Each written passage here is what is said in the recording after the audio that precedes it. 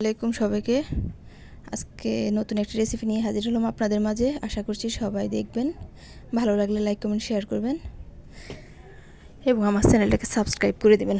এখানে আমি কাচ্চি বিরিয়ানি রান্না করব গরুর মাংস দিয়ে। সেজন্য মাংস নিয়ে নিয়েছি 12 পিস কাটিং করে। এখন তেলে পেঁয়াজ বেরেস্তা করে নিয়েছিলাম, 1/3 অংশ তুলে রেখে বাকিটার সঙ্গে এখন দিয়ে দিচ্ছি মাংসগুলো।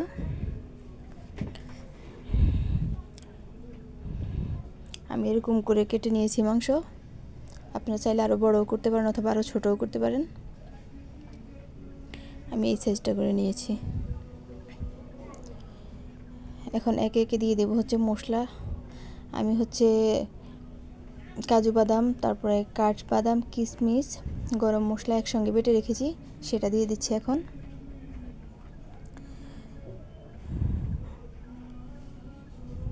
এই মশলাগুলো বেটে দিলে অনেক ভালো লাগে। আর আমি যে গরম মশলাটা ব্যবহার করি এটা আমার নিজের মেক করা। যদি আপনারা কেউ ওই গরম মশলার রেসিপিটা চান তাহলে আমাকে কমেন্ট করে জানাবেন, আমি রেসিপিটা দেওয়ার চেষ্টা করব। এখন দিয়ে দিচ্ছি রসুন বাটা,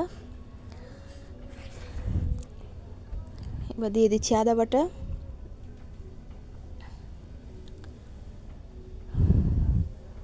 আমি গুঁড়া মশলাও ইউজ করব।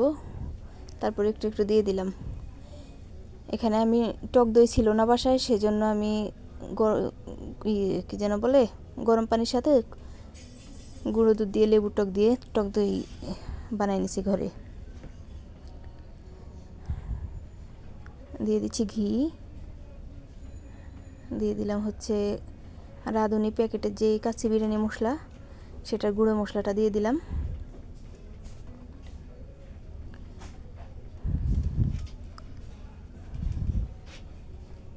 আর দিয়ে দিব লবণ। ঘি মনে কম হচ্ছে, আমি আর একটু ঘি দেব। এই ঘিটা আমার নিজে তৈরি করা, আমি রোজ করি দুধ, সেজন্য সেখান থেকে প্রত্যেকদিন রাত্রেবেলায় শর্টটা তুলে রেখে দিই ফ্রিজে, আর সেটা দিয়ে আমি পরে ঘি তৈরি করি। এখন ভালো করে মাখিয়ে নেব। মাখানোর যে সুন্দর স্মেল বের হয়েছে, মনে হচ্ছে যে কাঁচায় খেয়ে ফেলি।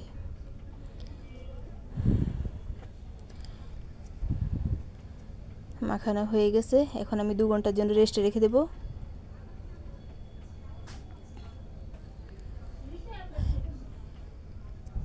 এবার আমি গুঁড়ো দুধের সাথে ঘি মেখে রেখে দেব। এটা পরে আমি দেব উপর দিয়ে ছিটিয়ে।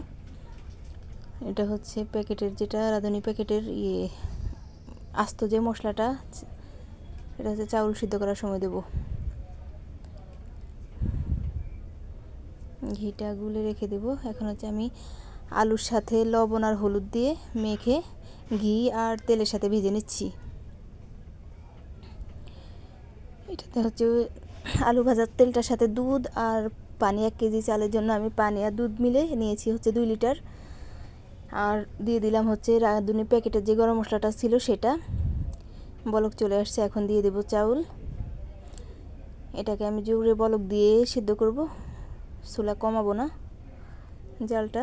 এখন 80% সিদ্ধ করে নেব। তারপরে প্যানের বাতাসে আমি এটাকে ঝরঝরা করে নেব চাউলগুলোকে, পোলাওগুলোকে। ফ্রাই হয়ে গেছে, আর একটুতেই হয়ে যাবে। নেড়ে দেখে নিচ্ছি। এখন তুলে ফেলে পানিটাও টেনে যাবে। আর পোলাওটাকে আমি প্যানের নিচে রেখে তারপরে ঠান্ডা করে ঝরঝরা করে নেব।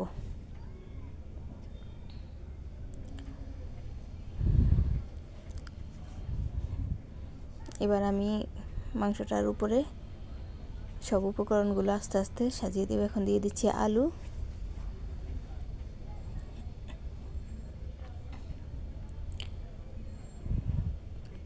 আমি একটা আলুকে 4 ভাগ করে কেটেছি। আমার আলুটা মিডিয়াম সাইজ ছিল, সেজন্য। আপনাদের যদি বড় হয় তাহলে আপনারা 6 ভাগ করতে পারেন, অথবা ছোট হলে 2 ভাগ করতে পারেন। এখন দিয়ে দিচ্ছি আলু বখরা। এবার সামান্য পেঁয়াজ বেরেস্তা দিয়ে উপরে দিয়ে দেব পোলাওটা।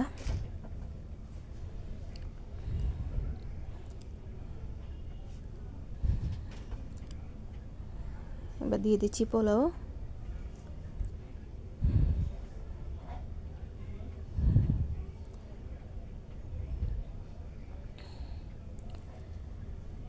পোলাওটা আমি এক স্তর দিয়ে তারপরে এখন হচ্ছে একটু পেঁয়াজ বেরেস্তা আর হচ্ছে দুধ আর ঘি যেটা মাখিয়ে রেখেছি সেটা দিয়ে দিলাম।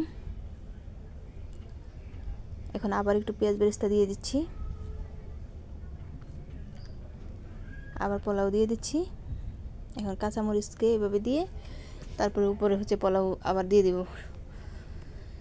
এভাবে দেওয়ার কারণ হচ্ছে যেন নিচ থেকে ভাপটা বের হয়ে আসে, সেজন্য আমি কাঁচামরিচটাকে এভাবে দাঁড় করিয়ে ভিতরে দিয়ে দিচ্ছি। এবার আটা দিয়ে মুখ বন্ধ করে দিব ঢাকনা দিয়ে।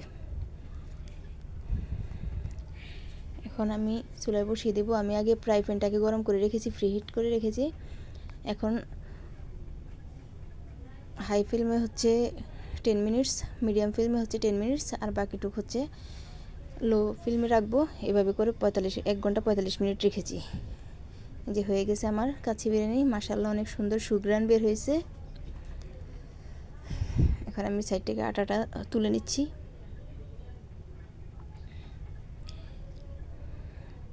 এই যে উপর থেকে আগে পোলাও সরিয়ে নিচ্ছি কয়েকটা।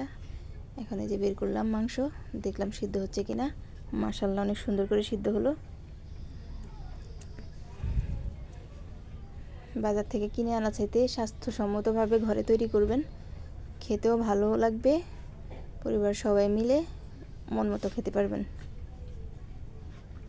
এই যে তেলটা নিচে, মাংসটা একটু ছিঁড়ে দেখলাম, মশলা দিলে অনেক ভালো হয়েছে। গরমের কারণে আমি সেভাবে ছিঁড়তে পারতেছি না, তারপর যেটুকু সম্ভব আপনাদেরকে করে দেখালাম। খেয়ে দেখছি মাশাআল্লাহ অনেক ভালো হয়েছে খেতে। আপনারা ট্রাই করবেন, আশা করছি ভালো হবে। আর যদি আমার চ্যানেলটাকে ভালো লাগে, আমার ভিডিও যদি ভালো লাগে, লাইক কমেন্ট শেয়ার করবেন এবং আমার চ্যানেলটাকে সাবস্ক্রাইব করে দিবেন। সবাই ভালো থাকবেন, স্বাস্থ্যসম্মত খাবার ঘরে তৈরি করে খাবেন, দেখবেন খেতেও ভালো লাগবে এবং নিজের মন মতো করে খেতে পারবেন। বাচ্চাদেরকে ঘরের খাবার তৈরি করে খাওয়াবেন। বাইরের খাবার চাইতে ঘরের খাবার খাওয়া অনেক বেশি স্বাস্থ্যসম্মত, স্বাস্থ্যের পক্ষে ভালো। তো বাইরের ভেজাল খাওয়ার চাইতে ঘরে তৈরি করবেন, সেটাই ভালো। আমি বেশিরভাগ খাবারে আমি ঘরে তৈরি করে আমার বাচ্চাদেরকে খাওয়াই। বাইরের খাবার আমি খুবই কম কিনি। আমার ভিডিও যদি ভালো লাগে লাইক কমেন্ট শেয়ার করবেন এবং চ্যানেলটাকে সাবস্ক্রাইব করবেন। সবাই ভালো থাকবেন, দোয়া করবেন। আসসালামু আলাইকুম।